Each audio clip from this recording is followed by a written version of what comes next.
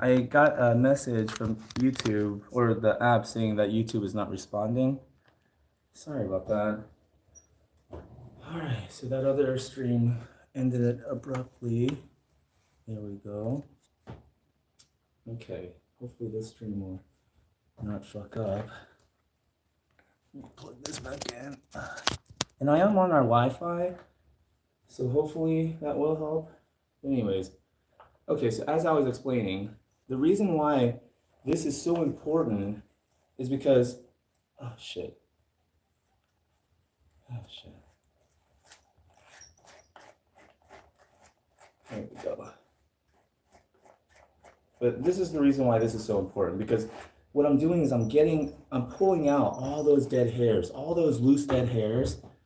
I'm pulling them out, and that way his pores are going to be clear. Well, clear enough to where the water and the shampoo and the conditioner can actually penetrate that skin, actually get in those pores and give him a good clean.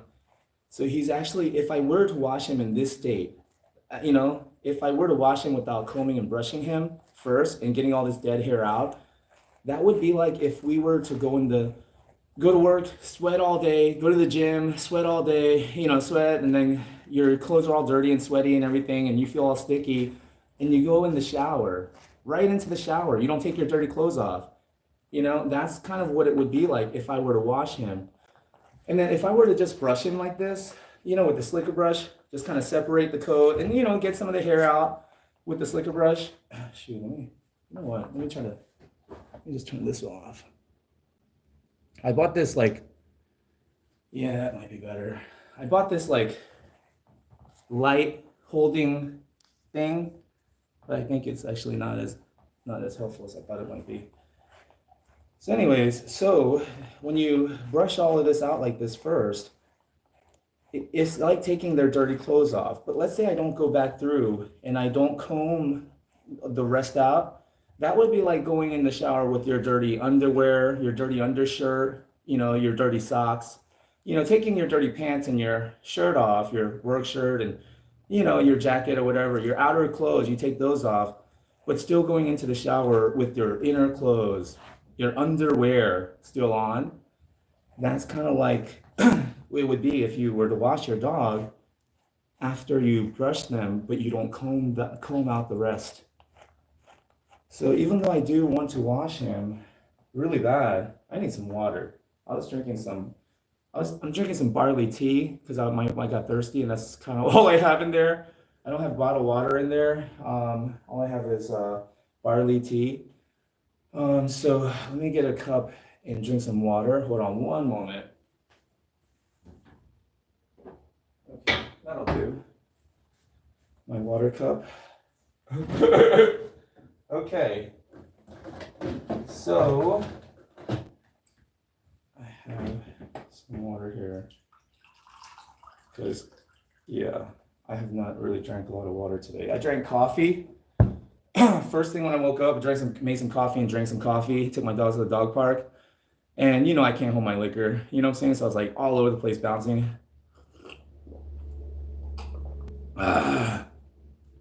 Everyone knows I can't hold my liquor. And they still give me coffee in the morning. Anyways, so where was I? Okay, so now since I brushed it, I'm gonna go through, and it is a little easier for me because I did brush him I don't want to say a week ago. I brushed him, yeah, a week ago. I mean, maybe it was less than a week ago, but anyways, about a week ago. But here's the thing. Every single day, this is according to Kirk and Muller's Small Animal Dermatology. It's a book. You can actually, if you go to your vet's office, you can ask to read it. They'll let you go in their break room and read it. But anyways, it's a book that you can usually find at your vet's office called Small Animal Dermatology. In the canine section, dog section, they say that dogs grow an average of 60 to 70 feet of hair a day, 60 to 70 feet of hair collectively all over their body, and it's not one hair growing that much. It's millions of hairs, trillions of hairs growing that much in a single day. And so they're always growing and dying and replacing each other. Every hair is in its own life cycle. So, a lot of them are damaged, a lot of them are dead or dying, just old hairs that are damaged and dirty. And they're still locked in those pores because dogs' follicles, that's like that seed that you see when you pull out your own hair. You see like a little seed that comes out with it.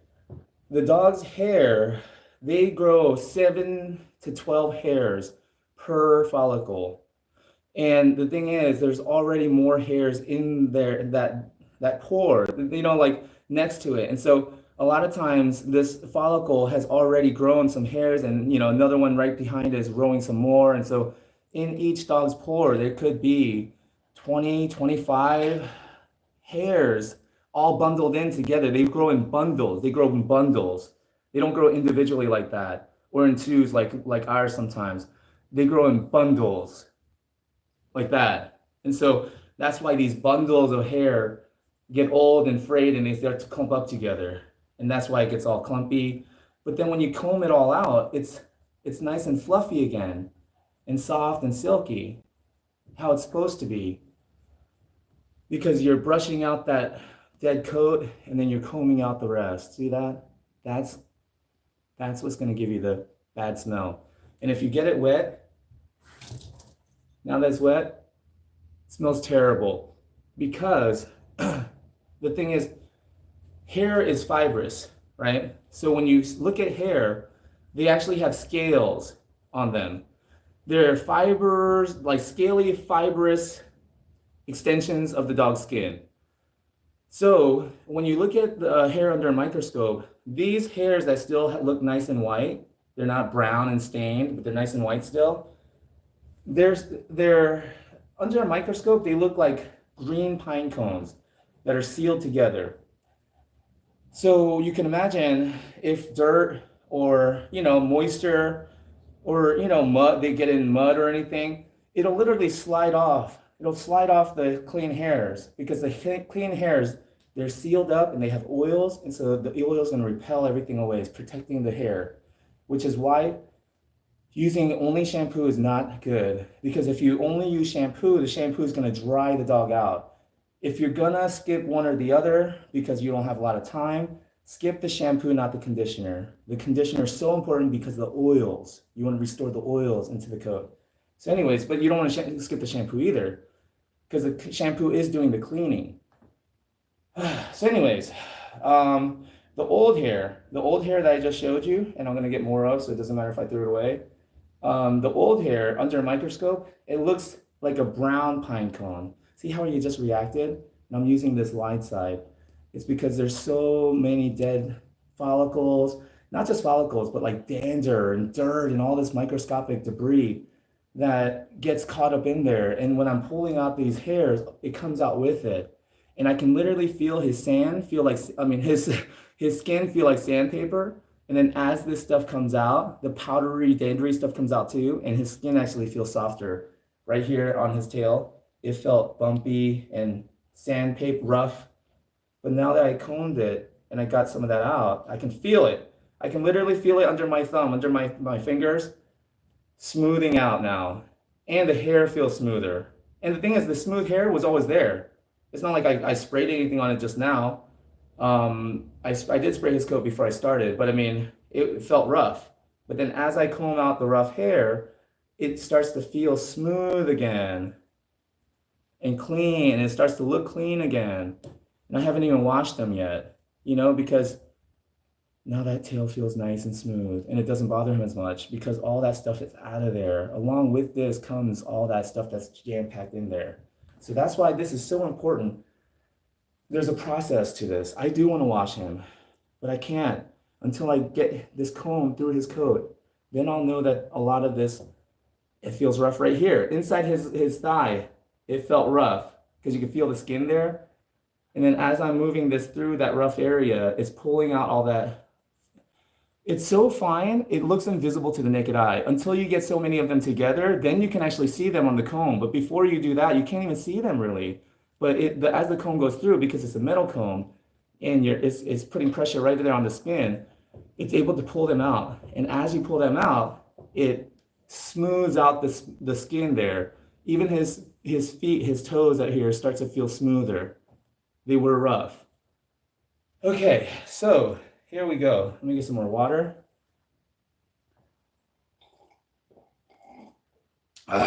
Chase it down with some barley tea. Okay, it's Sunday. It's my day off. Don't judge me. Anyways, so you go through until it stops catching so much. Then I'll know that I got enough of it out where now when I wash him, the shampoo has a chance of getting in and cleaning out those pores. And you have to give the shampoo time. You have to let it sit for at least 5 to 10 minutes. And it says it right there on the bottle. And a lot of people don't. They lather up their dog and they just rinse them off. You're wasting your time and your money. Why buy nice shampoo if you're just gonna rinse it off before it has a chance to do what it's supposed to do? So if you're gonna buy nice shampoo anyways, which you should for lots of good reasons, give the shampoo that you bought a chance to do what it's supposed to do. Let it sit after you've lathered up your dog in that shampoo. Wait 5 to 10 minutes. It is a long time, and that's why I massage them during that time, because as you work through their body and give them a nice gentle massage, usually that 5 minutes goes by pretty quickly. And so then after the 5 minutes, you rinse them off, and because the shampoo has now had time to make that chemical bond to the grime, the old sebum, that old oil, the dirt, Dexter over there, my older dog Dexter. Anyways, when you rinse the shampoo off, that's when the cleaning actually happens, because you're rinsing off the shampoo that has had time to cling to the dirt particles and the old oil. So you're washing away the old oil, all the dirt and debris as you're washing that shampoo. And that's why the shampoo looks brown. You know, it literally has attached itself. It's chemically bonded to all of that dirt. So then when you do that, your dog is now squeaky clean. And that's not actually a good thing. You want your dog clean and moisturized, oil. So then you have to follow up with conditioner, because you want to re-moisturize, put oil back in that pore, because the shampoo has wiped it out.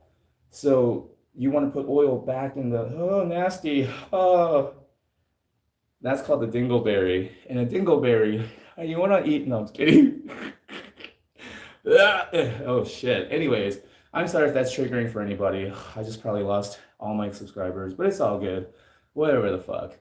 If you're still here, this is what I'm doing, and the reason why I'm sharing this is because I just want you to understand that there is a way to keep your dog healthy. This guy's 11 years old, and today at the dog park, he was running around. Everybody thought he was a puppy. Everybody also thought that he was a girl.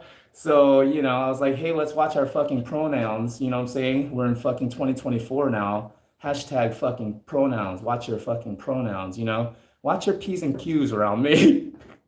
Know what I'm talking about? I'm fucking woke. Know what I'm talking about? So if you call my he a she, I'm gonna be fucking mad because you watch your fucking P's and Q's around me, okay? Anyways, so my point is, I just want people to know that if you do this, you know, your dog will be healthier, because the skin is the largest organ in this dog's body, in your dog's body, in every dog's body, even in our body. The skin is actually an organ, and it's the largest organ in our bodies.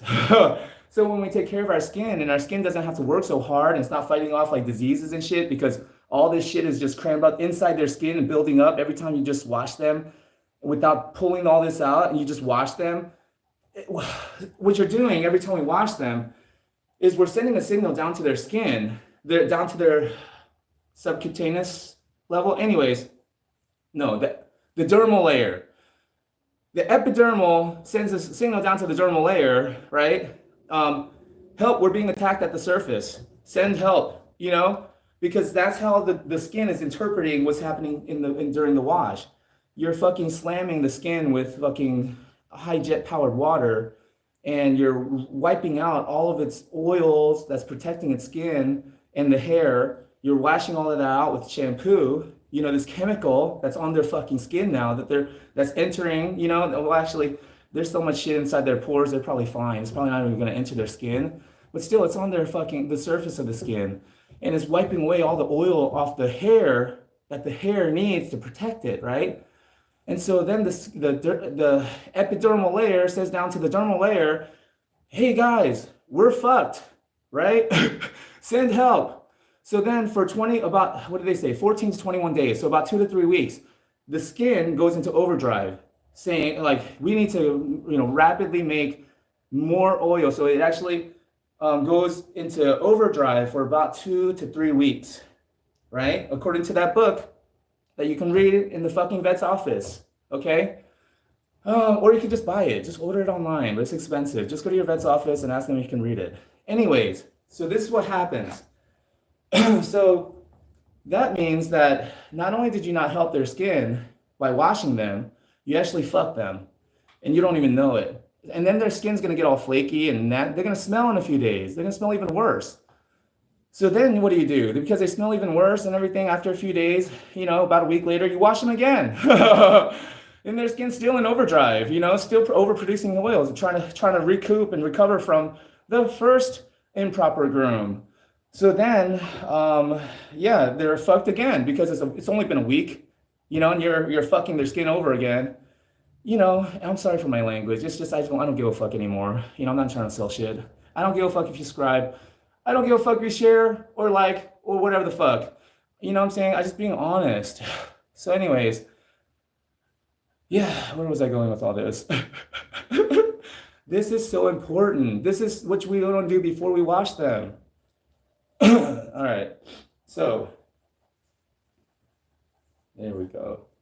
Good boy, Mimi. He's already feeling so much better. He's already looking so much better. He's already looking whiter. He was brown because it rained. I took him out in the rain yesterday at Shelby Farms Dog Park. He was all muddy yesterday and this morning. His feet were all brown because we were running around in the mud again. Because some of the areas in the trails right next to the pond, and it gets muddy because it rained. And he looks white and clean again because the hair that would hold on to the mud and the dirt and everything is there, and I'm combing it out of him. So when I wash him, I'm not hoping that the hair will magically get clean. It's already going to be clean because the dirty hair is gone. The old clothes, his old set of clothes, last season's clothes is gone now. It's out of the closet. Now he has room to grow in his new season's hair so he can stay fresh and clean this season. Right? As the sunlight changes, we're getting more sunlight. And it's all in response to the sunlight. In that book, Kirk and Muller's Small Animal Dermatology, it says that the change in their coat is triggered, their shedding is triggered by the change in photoperiods. And change in photoperiods means the intensity and the duration of sunlight. So when the intensity and the duration of sunlight changes, even if you have an indoor dog, they sense it. Their skin senses it, even if they never go outside. So if you have windows, your dog's skin knows. So then it starts to change its coat over because what it's trying to do is get rid of last season's clothes because it's dirty and damaged. And also it's fucking out of style. It was fucking last season. That was so fucking 2023. We're in 2024 now. Get with the fucking program, guys. Stay up to date with the fucking trends. Don't be wearing last year's fucking clothes. No, I'm talking about. No, I wear clothes. This is from high school. This is from '99. Okay, I'm still wearing it, so I'm talking shit. Anyways, but for my dogs though, I may not be bougie, but my dogs sure are. You know what I'm saying? I gotta keep them bougie. I don't judge. If you want to be bougie, let me help you stay bougie. You know what I'm saying? Shit, I don't want to be bougie though, it's just not me. Anyways, I'm getting off track. Okay. So I'm working my way up to his head and his neck. So I've done his legs now. I've done this back area here. So I'm just going through and checking with my metal comb. And then I'm going to go through with the fine side too, and just make sure. There we go. Okay. Okay, let me get something for my throat. What's a good shampoo to use? Or should we use bar? Oh my God. Okay, so using bar soap for dogs is actually a great idea. A great idea because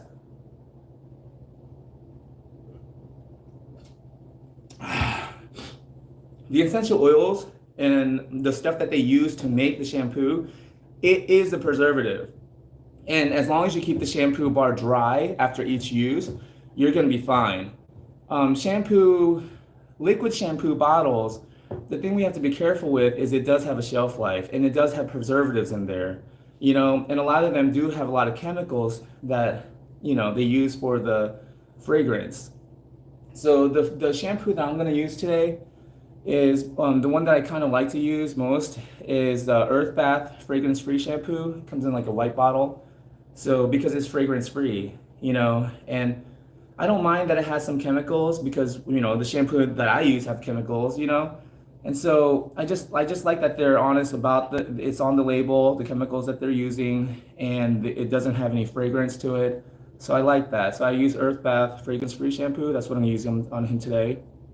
But a good bar soap company that I've met personally, Derm Magic, DERMAGIC, Derm Magic. They make a really good bar soap. They make a good conditioner soap too, and you don't want to forget the conditioner soap.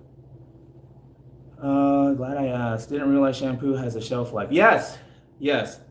And if you mix shampoo with water, dilute it with water, and you mix it in like a mixing bottle, you want to use all of it that day. Don't want to keep shampoo that's been mixed with water.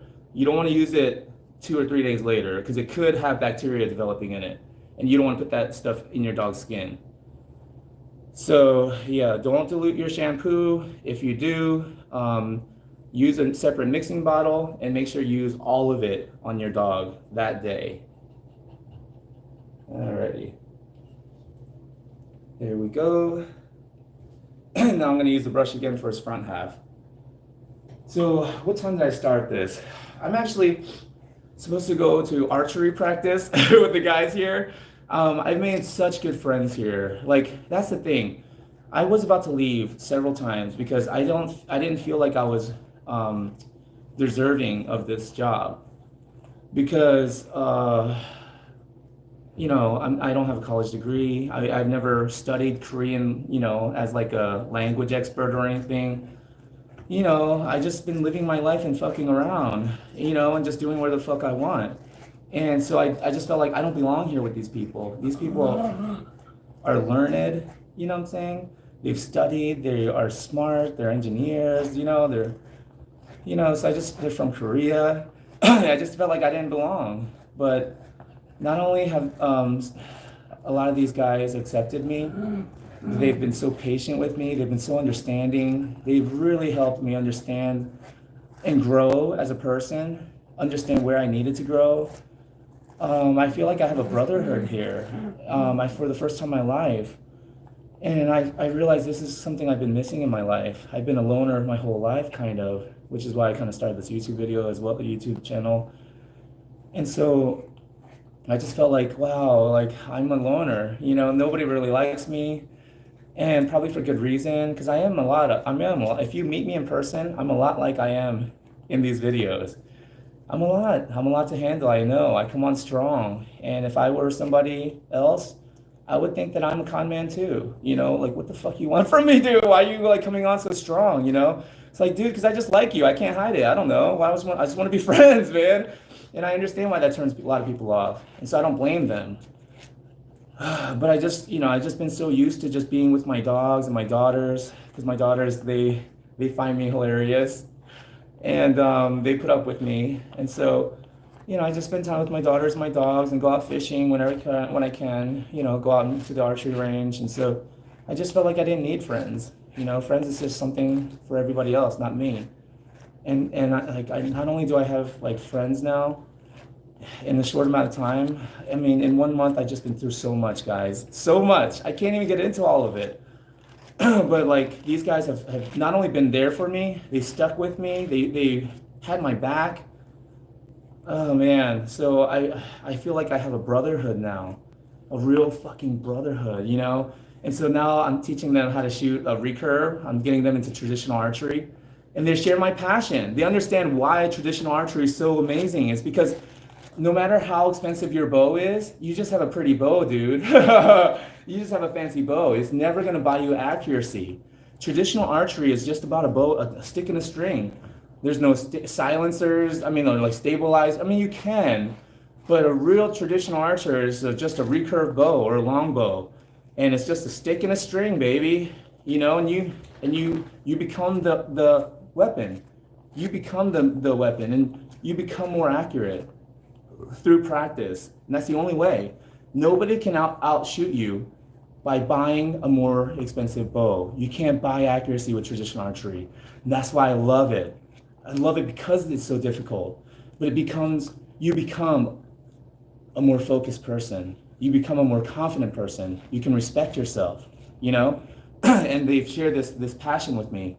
And so they've been getting into archery. So today, after this, I told them hopefully I'll be done by like 2 or 3, you know? And so I have every incentive to be done with this sooner than later.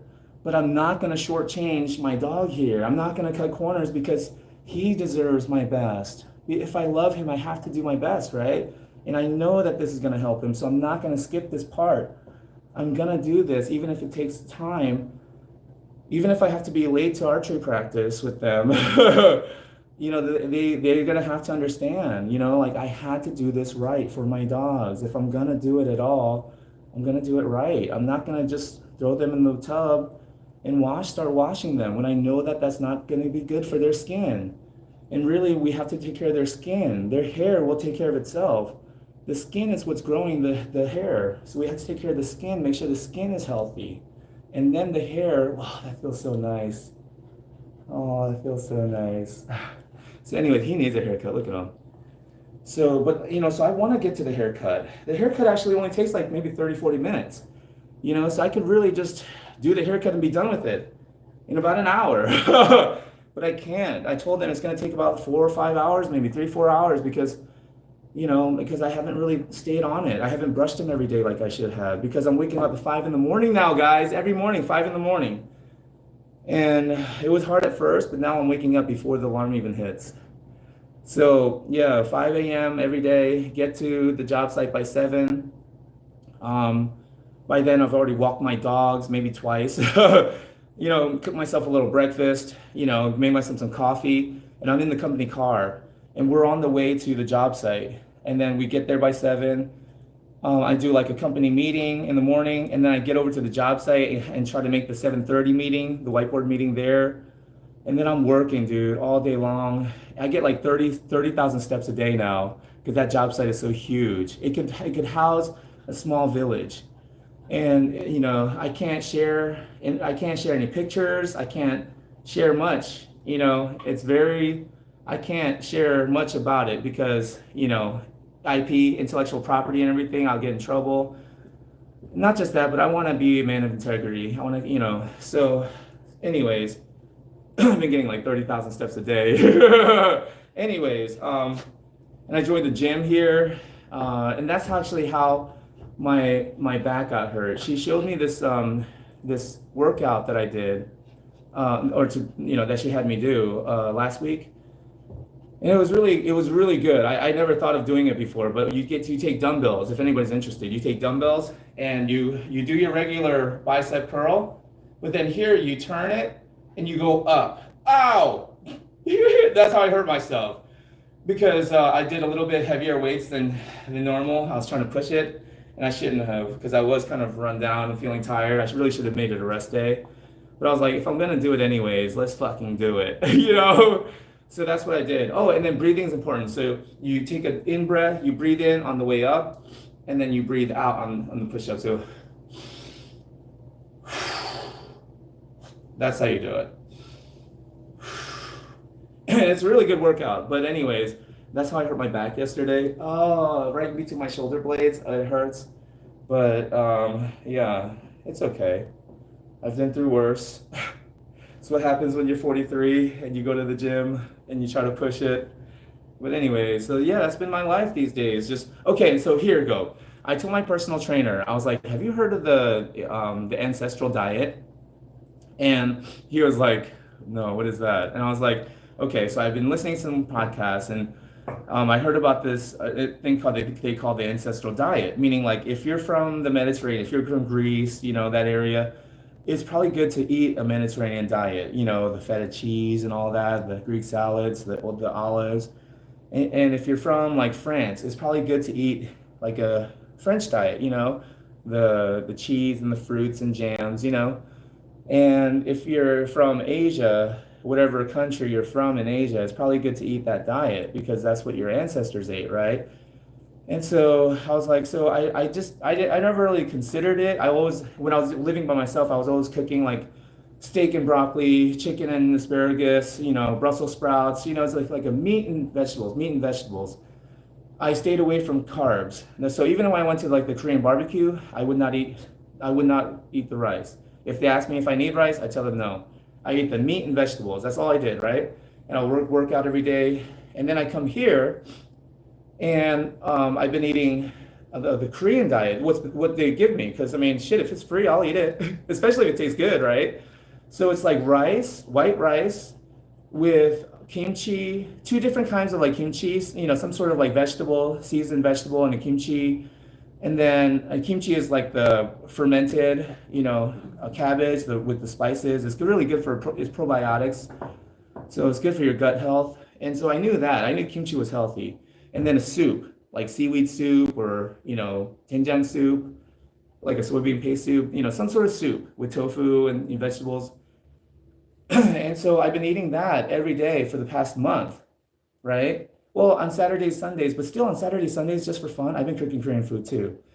So they have a really nice Asian market here, a farmer's market in Cordova. Cordova is near Memphis. Anyways, so I've been cooking Korean food on the weekends too. So I've been eating Korean diets for like a month, right? And I've been going to the gym, and I don't know, like I've been seeing the results are like crazy, dude, like crazy. Like I've been getting results and I've been feeling like a boost of energy. And so I was telling him like maybe there's something to this ancestral diet, maybe I should be eating like a Korean diet. And so he explained to me, no, actually it's because your body needed carbs and you were eating just protein and vegetables, and because you're introducing carbs into your diet all of a sudden, your body's like, holy shit. Like, we know what to do with this. This is energy. And that's why I've been feeling a boost of energy. He's saying carbs is actually not bad at all. I actually need carbs, especially if I'm burning energy like that all day long and living a active lifestyle and working out at the gym. And he was like, your body needs carbs. And I was just like, holy shit. I thought it was because I'm eating like my great grandfather, this like energy from my ancestors are being like channeled through this, through me because of the food. I mean, I'm connecting with them, with my ancestors through their food, and they're now blessing me with extra energy through my DNA, how I'm connected with my ancestors. I should stop. Yeah, I should stop right now. Shoot, get a hold of myself. After he explained to me the scientific reason why I was feeling a boost of energy and I was getting better results now, I did feel ashamed of myself. Yeah, of course, like maybe I should fact check some of this bullshit I'm listening to sometimes. Anyways, so yeah, that's what happened there. So he was telling me that it's good to have a diet where 40% of what you're eating is carbs, 40% protein, and 20% fat. And he's saying it could be fat from avocados, it could be fat from eggs, some sort of fat. And yeah, so yeah, that's that. If you want me to pass on some information. I mean, it's the same reason why, like, when my truck got broken into the first week I was here, I was coming out of the gym, passenger side window was smashed. And I was just like, oh man, like, I didn't even care what they took because there's nothing in there valuable. And they found out, they left everything. They rummaged through all my shit. They took it, even my arrow quiver. They took everything out of my fucking arrow quiver pockets, left a huge mess in my truck, and they didn't take shit. At least they could have taken some of it with them, clean up after themselves. But yeah, they were probably just as upset as I was after they, spent all that time and energy and found out there was absolutely nothing of value to take in my truck. So I was upset because I now I'm driving with the passenger side window out, and I don't mind. Just on rainy days, I have to cover it. I have to tape it up with plastic so that rain doesn't get in, and that's been a hassle because in the 4 weeks or 5 weeks I've been here now, I think I've experienced all 4 different seasons in the 4 weeks I was here in Memphis. Beautiful city. I just breathed it.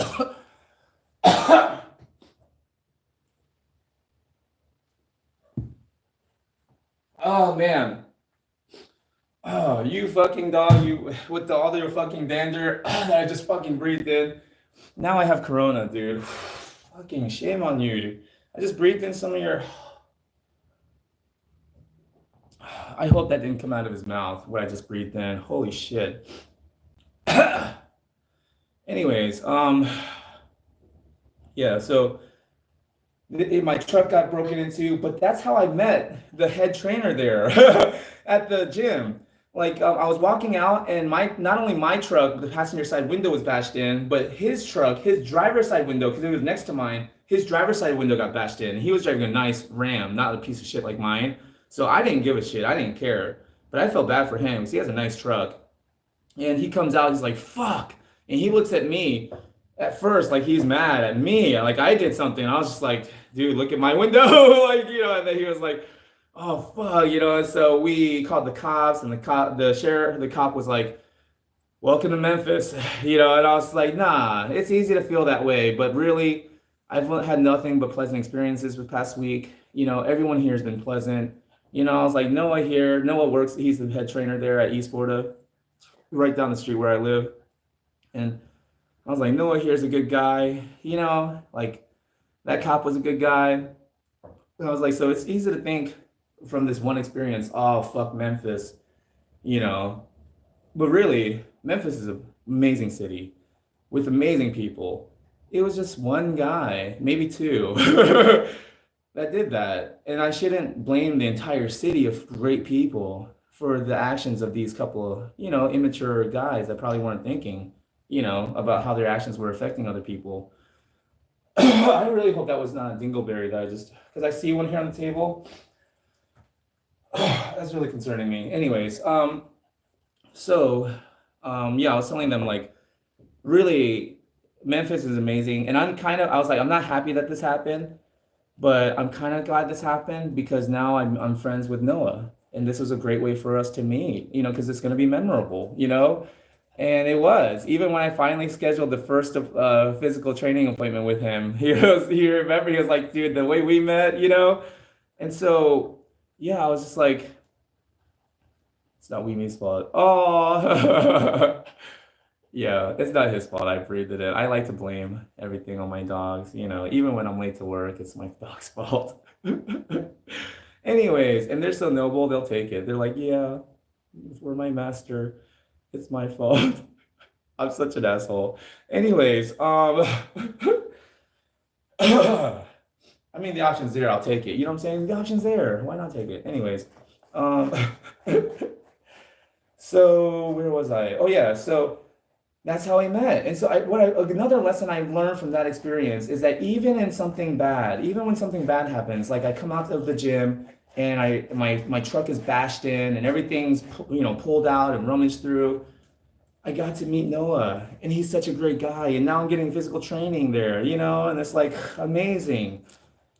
And so yeah, like I think it was Dale Carnegie who said it, but in every difficulty, there's always a seed of opportunity, equal or greater opportunity. Yeah. So in every difficulty, there is a seed of equal or greater opportunity. You just have to look for it. You have to find it. It's not just going to land on your lap. You're not just going to trip over it and say, oh, wow, this was a great opportunity that was supposed to happen through this great, this dark time. No, you have to actively look for it, but you will find it. That's the promise that we get in the Bible, right?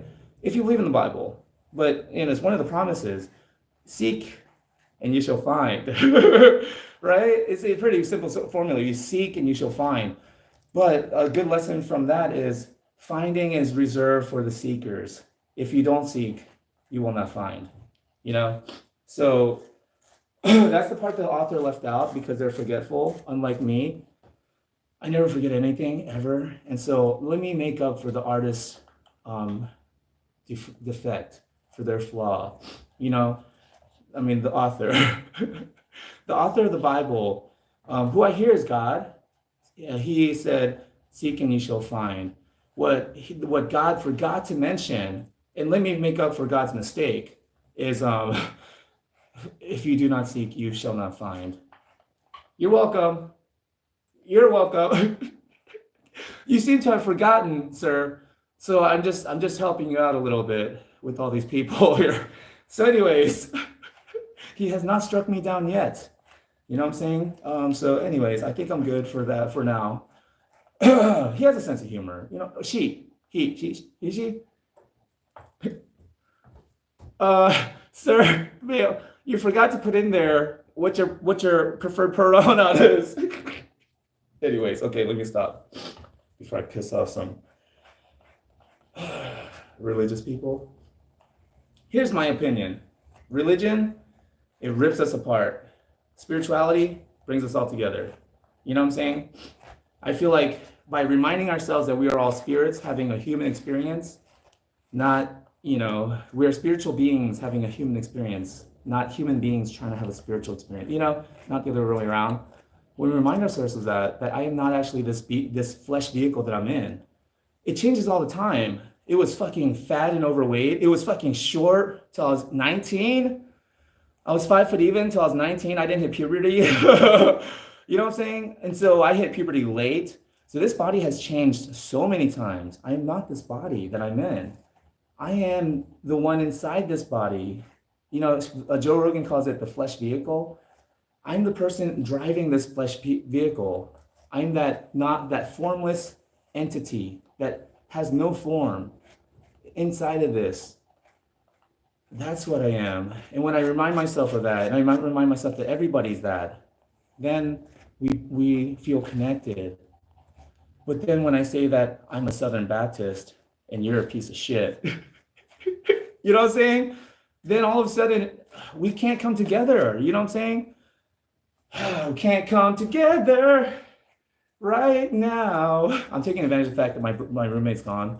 I told him I'm going to be doing this, and he was like, let me get the fuck out of here. So he's not here. I usually don't sing in front of people. You know, this is what I do in private. I'm a fucking shower superstar. If you ever have the fortunate, what do you even call that? If you ever are fortunate enough to be blessed, be graced with my shower performance ever, when I know that my roommate's not here, dude, life will never be the same. That will be the turning point in your life, dude. There will be a point in your life where it's before I heard Jun sing in the shower, and then after, it's gonna be like BC AD, dude. The timeline of your life will fucking change, dude. That's why I keep it to myself. I'm a shower superstar. You know what I'm saying? You don't know what I'm saying. He knows what I'm saying. And we'll keep it that way.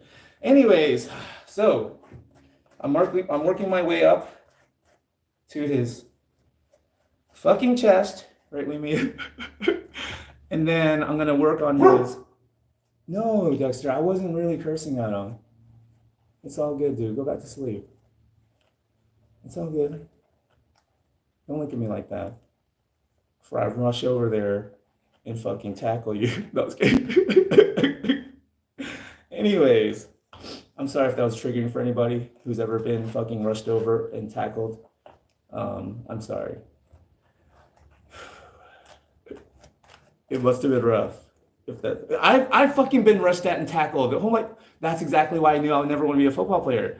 It was when I was in elementary school, and we were playing. This was not in school though. This was after school, and we were playing in the big playground area, in the open field. and it was like an upperclassman, and he was fucking big.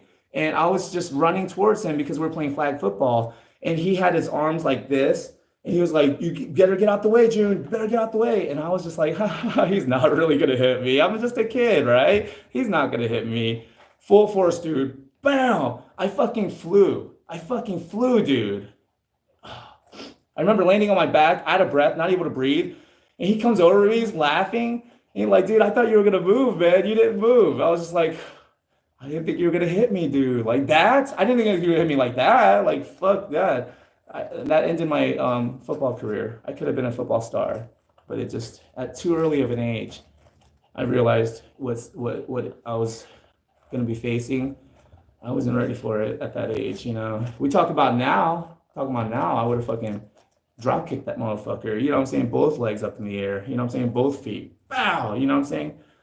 But anyways, I can't do it. I couldn't do it at that time. So that's how my football career ended. Anyways, alrighty. Okay. So yeah, anybody who's been rushed at and tackled, I am sorry, and I know how it feels. I hope it didn't end any of your careers. Anyways, okay. Do I have any barley tea left? All right. Why does it taste so good? You know what I'm saying? Coffee too. If I could, I would even mix the two. I hear, isn't there? There are. I've had some craft beers actually. I've had some craft barley teas that have some coffee in it, and it actually tastes really, really fucking good. Anyways, but then everyone knows I can't hold my liquor. So once I get some coffee in me, so don't forget your class. Yes, it's 12 o'clock. Okay, so here's what I might do. I might just do the brushing out here because he is already going to be clean. And then I might just wash him tomorrow and do his haircut. Because the washing and haircut, it's not even that hard. This is the hard part. And I wish I could skip this. So here's the thing. Okay, I'll leave you with this. My order of priorities, okay? Brushing and combing is more important than washing, okay? So if I'm gonna skip one or the other, wash the dog or brush and comb it, I'm gonna skip the washing, right? Now, when I get to the washing, conditioner is more important than the shampoo. Not more, yeah, just as or more important than the shampoo. So if I'm gonna skip one or the other, I'm not gonna leave his skin dry. I'm gonna use conditioner, not the shampoo, because I've already cleaned them pretty much. I combed out all the dirty hair. The conditioner has cleaning properties to it anyways, So I will use conditioner instead of the shampoo if I'm pressed for time. And then the haircut is pretty easy. Okay, so what is tomorrow? Tomorrow's Monday. Okay, so Monday after I get home from work, we actually stop by a house, like it's a dinner house where we have dinner together. So after I stop by the dinner house and have dinner, oh my God, dinner's been fire, fire! Like seriously, it's been like fire! You know what I'm saying? Like that fucking fire. I can't even just say fire. I gotta fucking sing it, right? Because I'm sorry, we be because it's that fucking fire, dude. It's like fucking rock and roll. So I have to stop by that dinner house and fucking have some dinner with my team. It's rapport too. If I don't go, it kind of gives off that I feel like I'm too good for this shit kind of vibe. Sometimes it could be, taken that way. So I go to that dinner house and then I'll probably get home tomorrow like around 6-ish, 5:30, 6, 5:30 or 6. And so then I rush them over to the the dog park. If I don't have time for the dog park, then I'll take them 5 minutes away from here. There's a little park that's has a little pond in it, and it's 0.6 miles. So we walk that circle twice. So then it'll probably be like around 7, and I try to go to sleep around 9, but it might be loud. Okay, I'll keep it down. Tomorrow, if my roommate's here, I'll keep it down. So yeah, we'll pick this back up tomorrow. How about that? And then I'll show you how I wash him, And the thing is, this sink here, I'll show you. I don't really want to wash them in this sink here because, and I don't even have a sprayer here. So what I'm thinking is I think I'm just gonna wash them in the shower. Just hold them because that's how I did it last time too. And so this might be a good like DIY like type of thing, like how you can wash your own dog at home. You know what I'm saying? Like if you don't have a professional setup, I just hold him because he's small enough, and I just hold him and take. I just have the shower running, and so yeah, I'll stream that on my OnlyFans account. And so, oh, that's right, I don't have an OnlyFans account. I guess this will have to do. I guess this will have to do. And so, yeah, if you're offended by OF type of content, then I guess, you know, just watch it like this. I'm not gonna be naked. I'm just gonna have my top off, so I can flex a little bit, dude. I've been working hard. I, so then I'll do the washing and then the haircut tomorrow, which will be about maybe 2 hours because the washing, the shampoo, I gotta let it sit. The conditioner, I gotta let it sit. And then drying takes like about 20, 30 minutes. And then the haircut's gonna take about 40 minutes. So it's probably gonna be like a 2 hour thing tomorrow.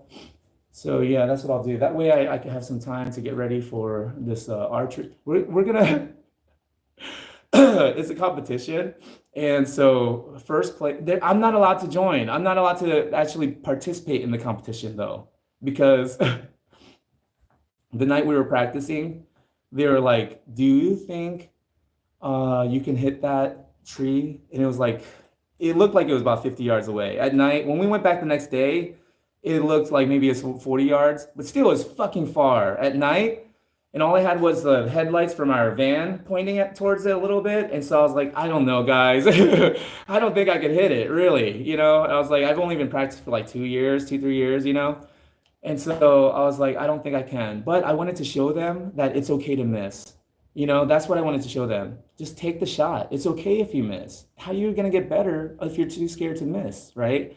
And I could see that some of them were getting stressed when they would miss the target. It's their first time shooting. So I wanted them to show them like, even me, I'm shooting really good because we're close up. We're only 10 yards away. I'm shooting really good, but I've been practicing, for years.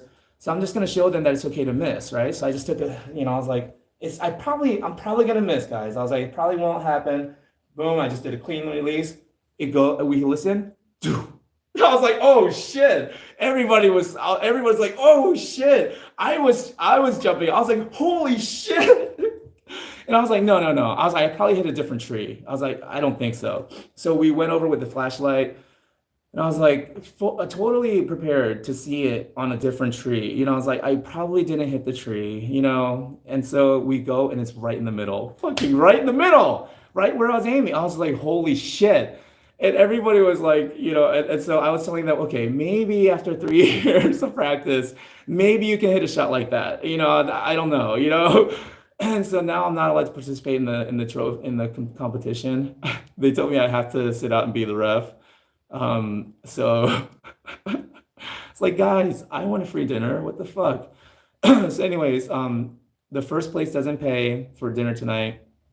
Second place, has to pay for, like half or something, or they have to pay for, and then third place pays for the rest of the meal.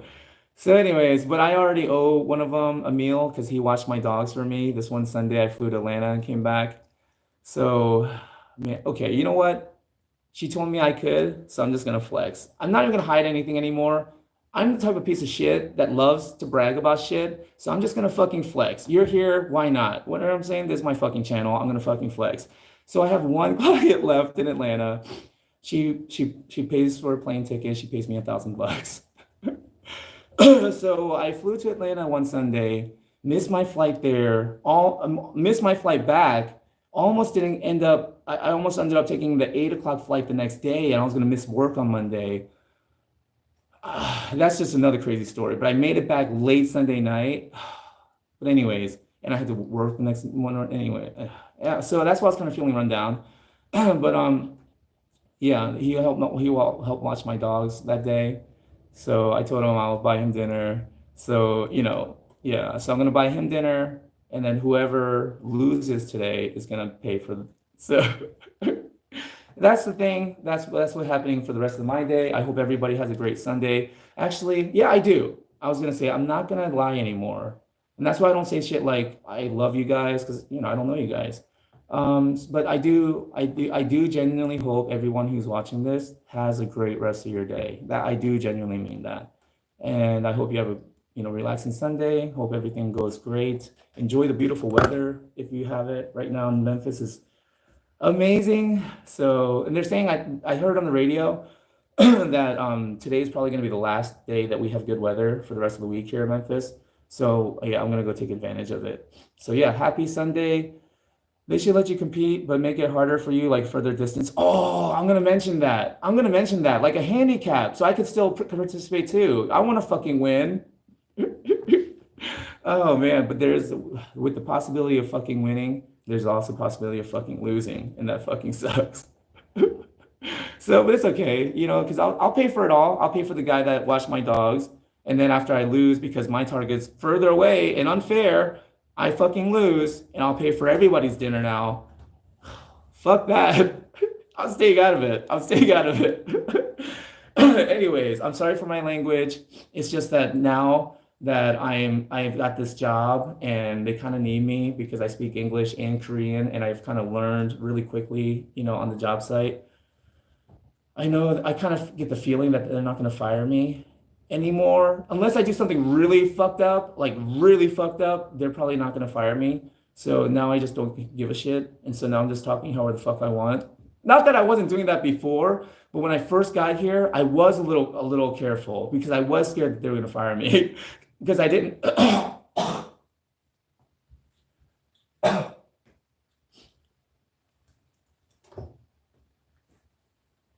Get away from me.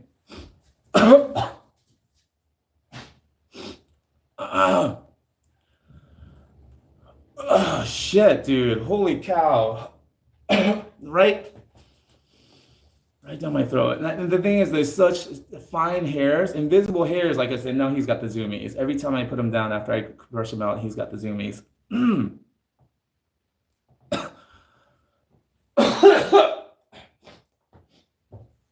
Let me just show you.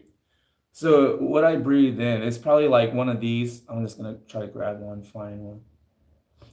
One of these fine hairs. You can't even see it. See? You can't even see it. And that's why you have to get so many of them together before you can even see it. You know what I'm saying? Can't even see it. That's what I'm breathing in. And I feel it. And then once it's in there, you're fucked, dude. You're not getting it out. You're toast. You gotta get some barley tea. You gotta get yourself some barley tea and wash it down as quickly as possible. But anyways, that's my day. What language? Oh, Korean. So, oh my God. Let me just share this real quick for the people who are here. It's gonna take like 2 minutes, right? 2 minutes and I'm out of here. And you can be gone too. So I was at the job site my first or second week, and I was having a conversation with this guy named Carl. And Carl, we were talking about the Tower of Babel, right? We were talking about the Tower of Babel and how everyone used to be one people. We all used to be one people. We also speak one language. And I was like, exactly right. And then in the Bible story, Tower of Babel, they were building this tower up to try to meet God. They were saying, let's make a building tall enough to ascend into the heavens and we can be like God. And God said, fuck that, right? What the fuck are these people doing? So then God confused them. He made everybody speak a different language. Sorry, I feel like I got this dander crawling all over my head. Anyways, God was saying, like, let's confuse them. Let's make sure they can't complete this project so that, they don't make it all the way up here to heaven. So all these groups of people started speaking different languages, right? And then project stopped, right? I was like, holy shit. Thank you guys so much because it just hit me. I am actually necessary here. I shouldn't feel bad about the paycheck that I'm getting. I shouldn't feel bad about getting paid for this because they literally can't do this job without me. I realized that the Tower of Babel was one of human beings' very first construction projects, right? I mean, they've probably had more, but this was one of the very first big construction project human beings probably took on, right? Building this huge tower up to heaven. And what they were doing fine, they were doing so fine that it actually intimidated God. And God was like, fuck that. Boop. Now everybody speaks a different language. Project stopped. I was like, holy shit. Same thing here. I'm bridging that gap, the language barrier gap. Because I can understand and speak Korean, the questions that the American crews have, the American labor force has here, they can tell me, and I can ask the Korean engineers and the mechanics, because they're not actually allowed to do any physical work here because liability, the insurance, and everything. So they have to explain everything to the American workforce, but they can't explain it to them because they can't speak English. So they explain it to me, and then I explain it to their workforce, and then they ask questions, and I get the answers. And so if I'm not there, project stops, right? I was like, holy shit, I'm actually necessary. And I understand that anybody else could do the job too who speaks Korean and English, but there's a book called Lynchpin by Seth Godin, and this is where I learned it. Even though there's so many people that can do your job, if you bring your true self, if you bring a spirit of generosity, you make yourself vulnerable at the risk of people not liking you, because it does hurt when you bring your true self to work and you're generous and you're cheerful and you're trying to make everyone else happy and you're trying to be helpful, and it rubs people the wrong way sometimes and they don't like you and they start giving you looks and they start talking behind your back and it hurts. But that's still what an artist does. An artist, no matter what the job is, they bring a spirit of generosity. They are willing to take the risk of not being liked for their work, whatever work it is you're producing. For me, it's just talking shit in 2 languages. And what was the third one? Like, it's not been done this way before. And I'm pretty sure nobody else has have actually translated or interpreted the way I do. Sometimes I church shit up. Sometimes I actually say the exact opposite thing and I see if they get the joke. You know what I'm saying? And so I've even been invited to one guy, his name's Tim. He's a millwrights guy. He's been going around teaching me about bolts and brackets and unistruts and double struts and all this shit. You know, all treads. Do you know what the fucking all tread is? I bet not. Anyways, I do. So he's been teaching me a lot, but it's his birthday. He's turning 63 next Friday. I'm invited. We're gonna go have beers on his birthday. You know, like I'm being genuine and I'm having genuine experiences with these people. And this one guy, Mike Stone, I was having this conversation with him. We were laughing. We were having such a great time, right? And I was telling him, check this out though. What if after this, we had such a great conversation. We had such a great interaction here. You know, we're all feeling great. And I said, hey, 1 second, let me hold still. Let me take a picture with you, you know, so we can remember this. I was like, wouldn't that ruin it? Instead of adding to this moment, wouldn't that actually devalue it? Wouldn't that take away? And he was like, thinking about it, he's like, yeah. You know, and I was like, you know, a lot of times we focus on the wrong things. We focus on like, because I keep getting the comment at work, you should be a comedian. You should be a comedian. You should go on stage. You should do one of these open mic nights. And I was telling him, would it make it any better knowing that I'm a comedian or something, that I'm some famous, you know, would that make my jokes any better? In fact, it wouldn't. It would actually make my jokes seem rehearsed. It wouldn't seem like it's spontaneous. It wouldn't seem like it was just for you, for us, in this moment. It would feel like, has he used this joke before? I probably have. I read jokes all the time. But anyways, you know, like it would be obvious because I'm a famous comedian. But I was telling them, like, it would taking a selfie after this with me, would that make it better if I was someone famous? I was like, in fact, it would ruin it, wouldn't it?